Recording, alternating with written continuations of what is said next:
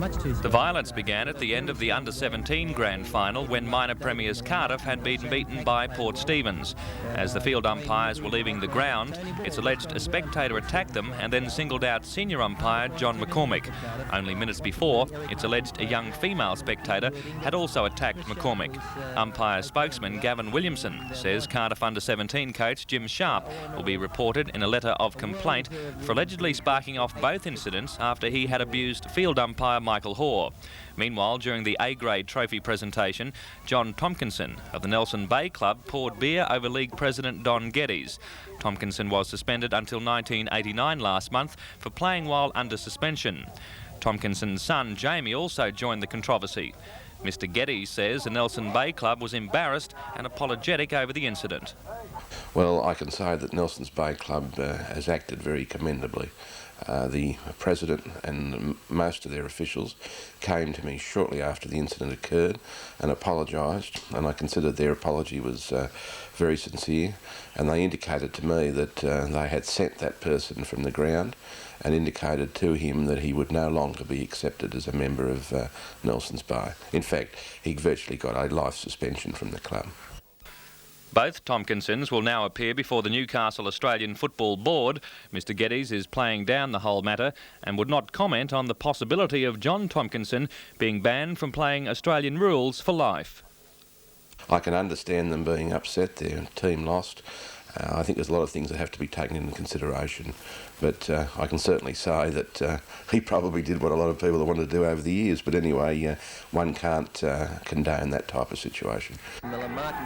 Umpires will now demand from the Newcastle League police protection at next year's Grand Final, or they will not officiate. Hard to find too many winners for Cardiff, possibly Eric Harkin.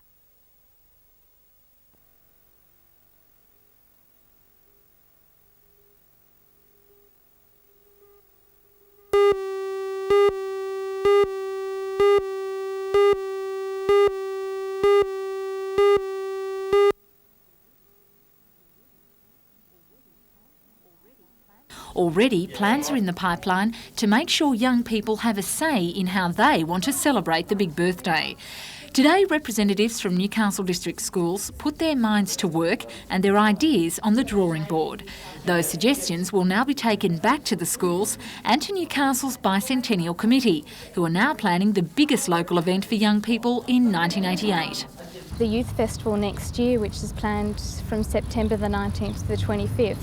It's a youth festival, it's for young people in Newcastle to decide what it's going to be like. And really today is a starting point for them to start giving input. What ideas they have, how do they see a youth festival, what are the important issues for young people. Next year, all the attention will be on our history, but Miss Moore believes it's also a time for young people to look to the future. If you think of the bicentenary, it's not just our past that we're looking at, but the present and the future. And young people in Newcastle and every other city in Australia are going to have a big part to play in what our future is going to be like. So it's important that they're the ones who help celebrate in this, what is a community event, and start developing the ideas for how they'd like to see the future of Australia take shape.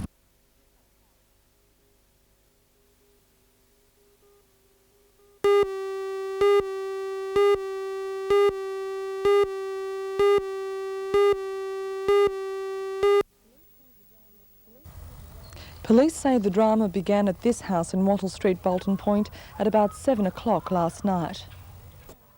Police say a 64-year-old man was tied up after a fight in the house. The alarm was raised by Wallsend police, who were telephoned at about 4 o'clock this morning by a caller from Katoomba. The telephone caller threatened to jump from the popular lookout in the mountains, Echo Point, and police say they were told of the Bolton Point attack. Katoomba police found a man perched at the edge of the cliff and managed to coax him back to safety. Meanwhile, the victim managed to set himself free, but was too weak to raise an alarm. Police found him slumped on a bed. He's now reported to be in a satisfactory condition in Wallsend Hospital. As well as attempted murder, the 21-year-old man was charged with assault and malicious injury. He'll appear in Katoomba Court tomorrow.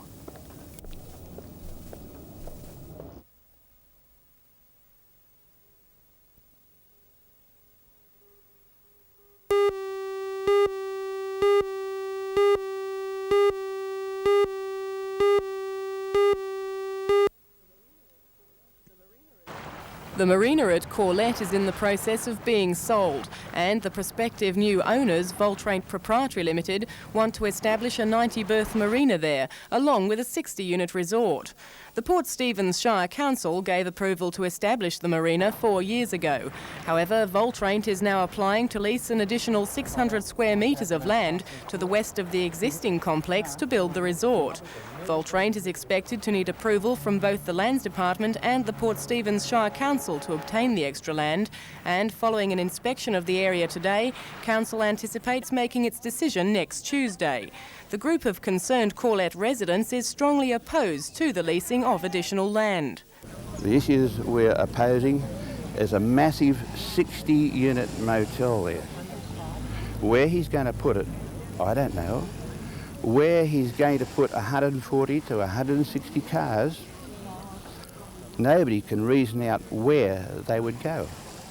We surmise that he'll take over that park. In response, Voltraint's Managing Director, Ian McAndrew, says the Corlette community will benefit from the resort, which will provide more than 40 jobs and will not encroach on the Corlette Point Park. We intend to provide more than adequate car parking facilities so that the park next door to the site is protected for the public and the car parking facilities for that park are preserved for the public. We'll have a public boardwalk going right along the front of the entire development so that the public will have access at all times to the foreshore. Our harbour wall will be pathed so that the local people as well as the tourists visiting the area can go out and use it for strolls or for fishing.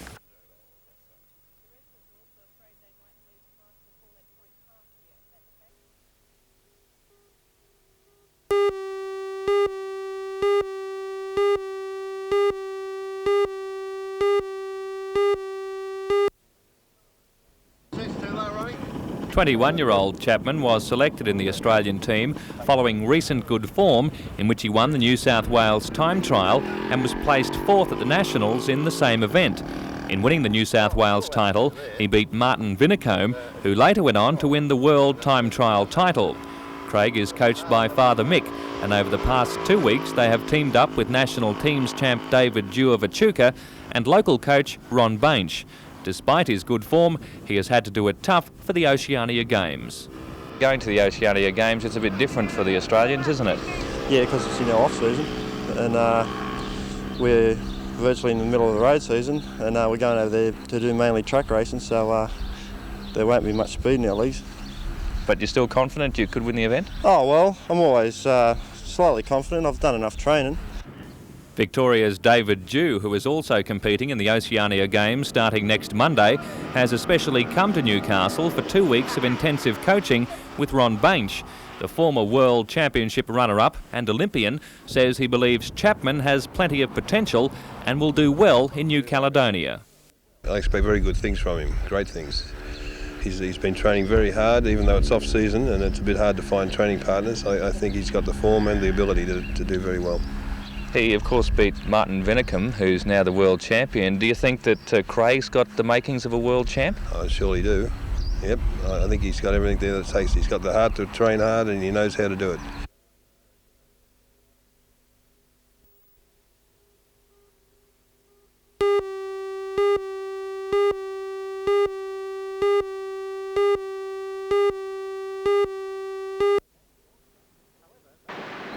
However, those talks aimed at saving the jobs broke down today, and the workforce at West Wallsend number 2 has been reduced to 97 from a peak of 300.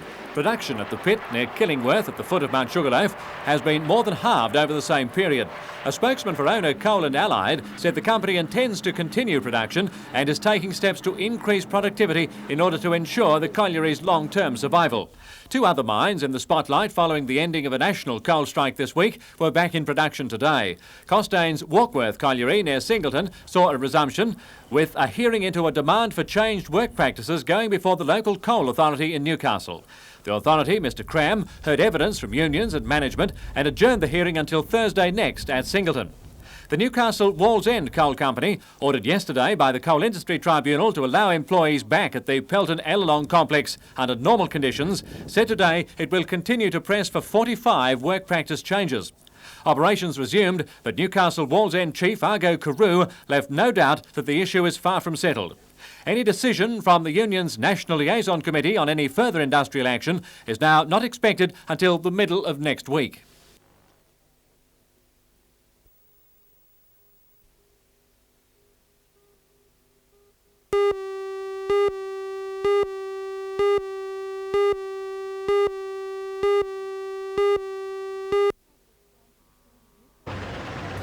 Newcastle striking Storemen and packers who joined their colleagues in a statewide stoppage on Wednesday met at the Newcastle Workers Club this morning to discuss their next move in the dispute.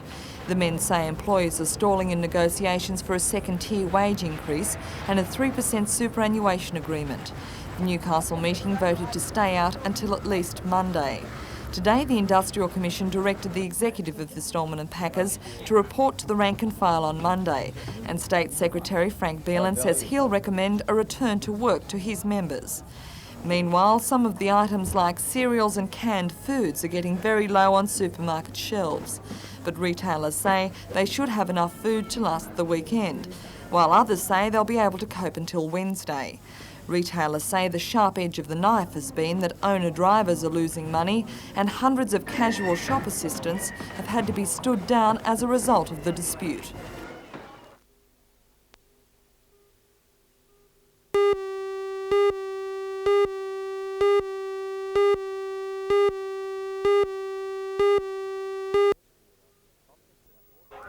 Tompkinson poured the beer on Mr Geddes just prior to the presentation of the A-grade Premiership Trophy last Saturday at the No. 1 Sports Ground. He had already been serving a one-season suspension after playing while unregistered. Tompkinson's ban from participation in the game until January 1999 follows a lifetime suspension from the Nelson Bay Club over the incident. Meanwhile, the Lake Macquarie Games Canoe Classic was held this morning. Starting at Spears Point, the 10-kilometre event was raced on Lake Macquarie and Cockle Creek. Overall winner was Tim Doyle from Toukley, ahead of Newcastle's Shez Suska. First lady home was Lucy Housden from Karen Wells.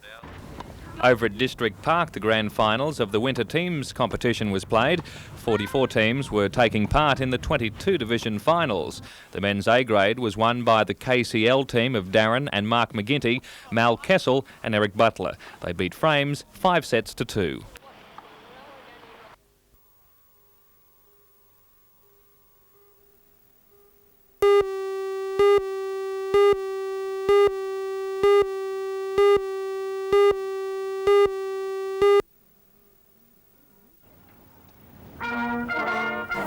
The new section will extend the freeway from Wallowa Creek near Doyleson to Morisset. The 13-kilometre section is part of the area's $32 million project, which will provide an important road transport link to the region. Included in today's official guest list was Commissioner for Main Roads Bernard Fisk, Federal Minister for Land Transport Peter Duncan and State Minister for Roads Laurie Brereton. Minister Duncan said the schedule for the national highway linking every major city is running on time. Except for a couple of parts in Western Australia, it is running to schedule. I hope that by the end of 1988 we will be able to say that we have a complete link of bitumen road around the nation. But the proceedings did not go without incident. 23-year-old Heidi Mueller demanded to speak with Mr Brereton about compensation payments allegedly owed to her parents by the DMR.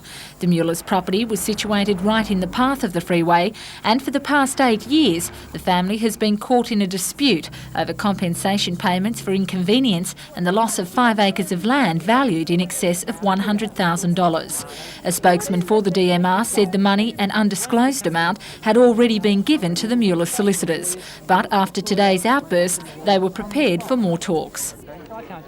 And it's just really frustrating to me to see all this happening. And, you know, we've got a solicitor, you write letters here, there and everywhere, you know, to the local members and that, and just nothing seems to get done. And I thought this was the best time and the best place, you know, to sort of say something and maybe get something done. Well, you spoke with the Minister today and an official from the DMR. What's going to happen? Right, they would like me to go down to Sydney on Monday morning to talk to them, and they say that they're going to finalise it then.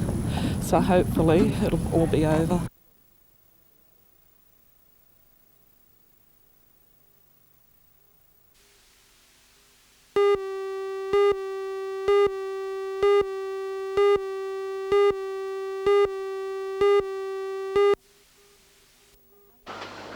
In the Hunter, supermarket lines continued to dwindle.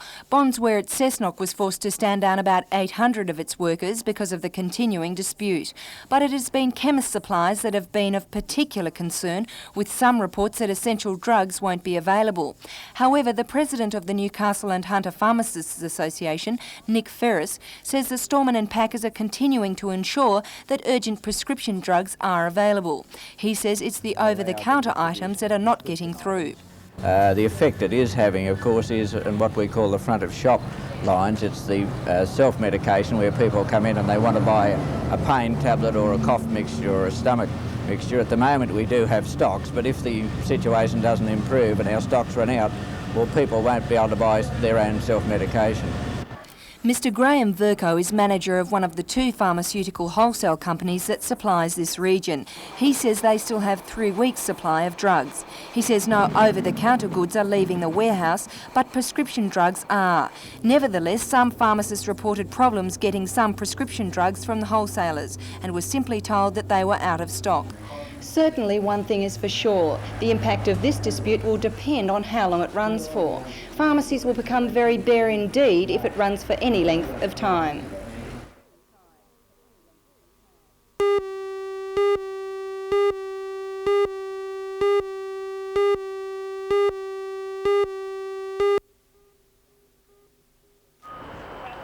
The drama began when 2 World War II armour-piercing shells were found in an unstable condition under this house. The Denman Army Bomb Disposal Unit was called in and used a remote cable to tug the bombs clear. They reported that the shells were in a very dangerous condition. They were then carried in a convoy of fire, ambulance and police rescue vehicles to the old brickwork site at Wallsend. There, the bombs were detonated safely.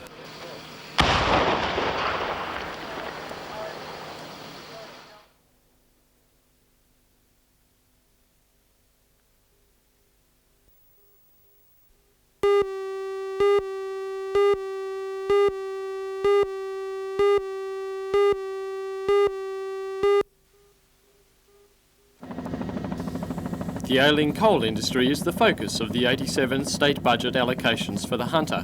However, while the state government response to the current difficulties in the industry is to supply promised concessions, it also gives a clear warning.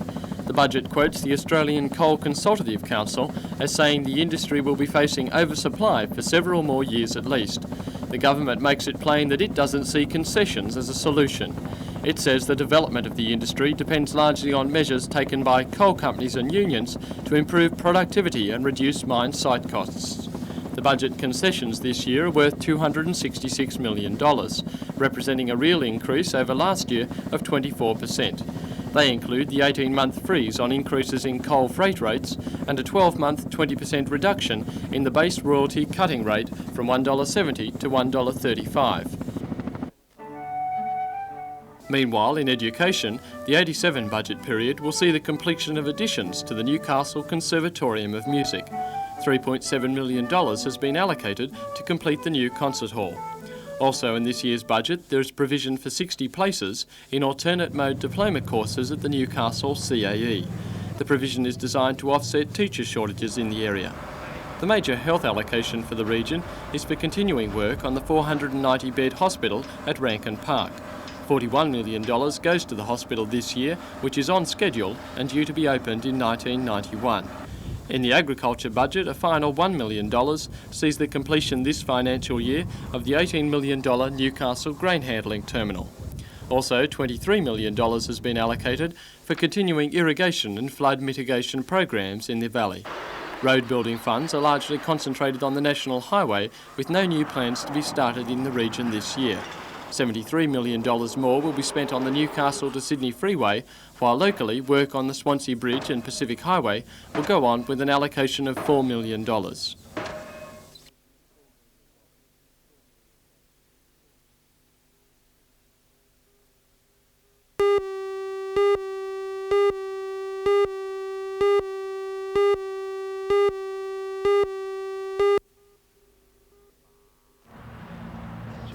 The drama began when 2 World War II armour-piercing shells were found in an unstable condition under this house.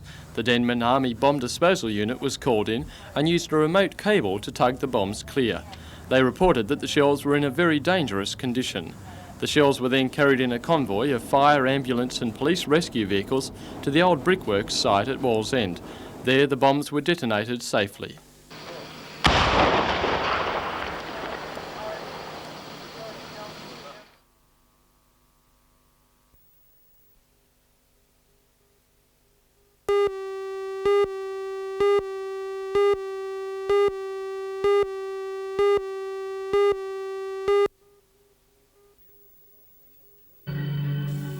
Although it may not be everyone's cup of tea, the world of bodybuilding has followers all over.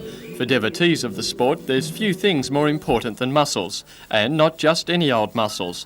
Hours and hours of work goes into refining their shape and definition in search of that elusive entity, the perfectly proportioned body. And according to the judges, there's no better example of that in Australia, in the bantamweight class, than Leon Siddoti.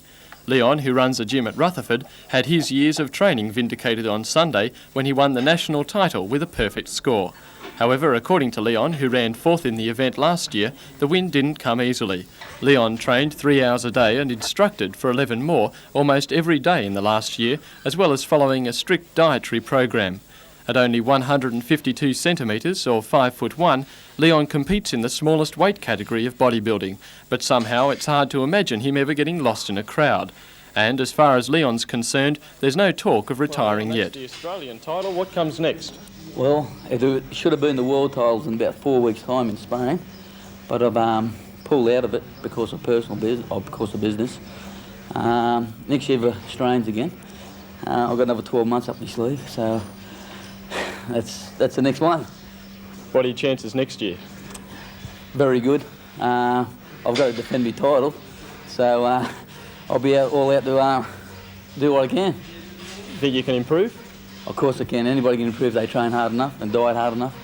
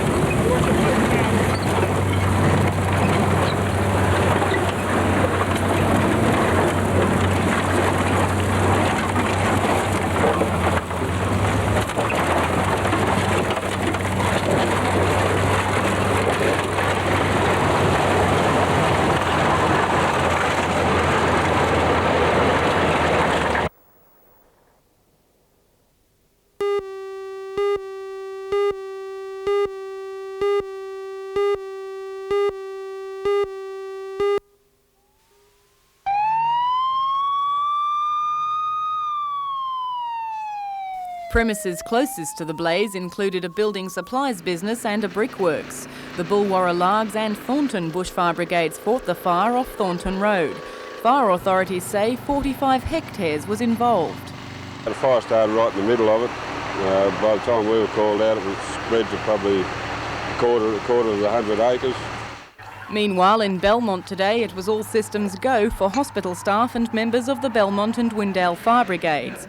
The hospital had its first fire safety emergency exercises in more than a year to coincide with Fire Safety Week.